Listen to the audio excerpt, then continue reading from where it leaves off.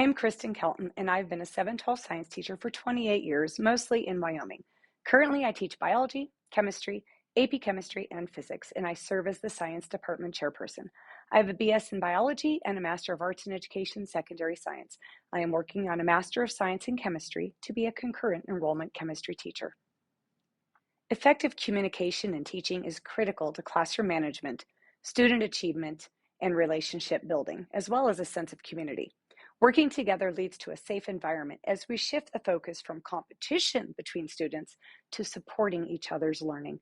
This leads to a positive classroom culture with fewer discipline issues, higher levels of achievement, and a sense of belonging and community. To reap these benefits, teachers and students must be taught how to communicate effectively and diffuse tense situations. To effectively communicate, teachers must know their students and how they best learn. One effective strategy is to adjust to your audience by modifying your delivery method. Teaching an upper level course to chemistry majors will sound different than an entry level course to first year students. However, we should not dumb down what we say. Rather, we need to be conscious of who our audience is and how that message will best come across.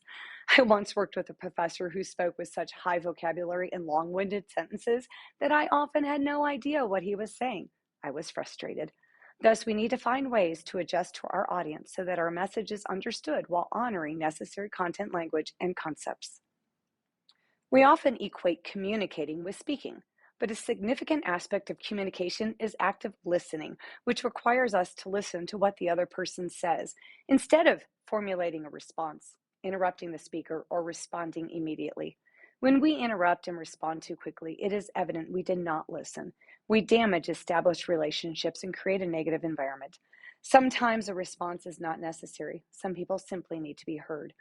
When you do respond, formulate a response that is thoughtful, concise, and clear. Reiterate what the speaker said before adding your response. Active listening will increase trust between individuals in a classroom and foster a positive community. Communication can be direct, what we say, indirect, body language, voice inflections, tone, spoken, heard, or read. Do not forget the importance of written communication. All expectations, directions, assignments, and information should be shared verbally and in writing. Including written communication ensures that your message is clear, provides a record, and reduces misunderstandings. Also, it can be reviewed multiple times for clarification. Do not forget the importance of using both written and verbal communication. No matter how many effective communication strategies teachers have, there are still challenges. Some conversations may raise emotions and upset students.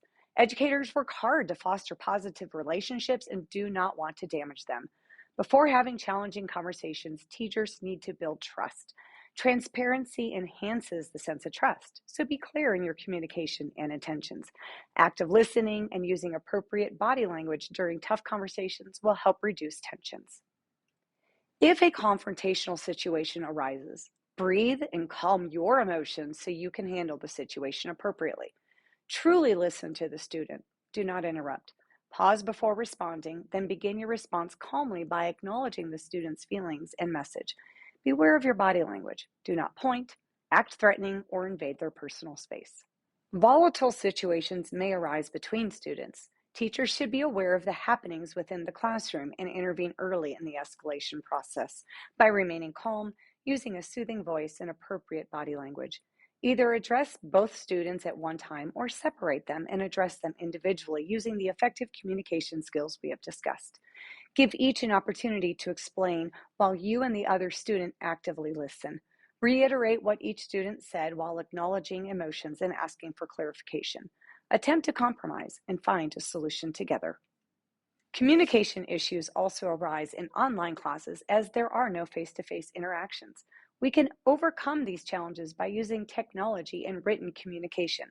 Online video lectures, PowerPoints, prompt written feedback, discussion forums, messaging apps, and emails.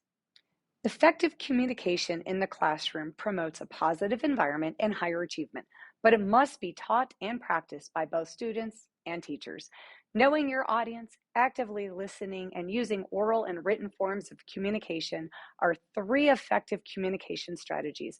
Challenging situations will arise, but the application of effective communication strategies will help de-escalate potentially volatile situations. Effective communication skills must be taught, refined, and utilized in higher education and will reinforce vital life skills.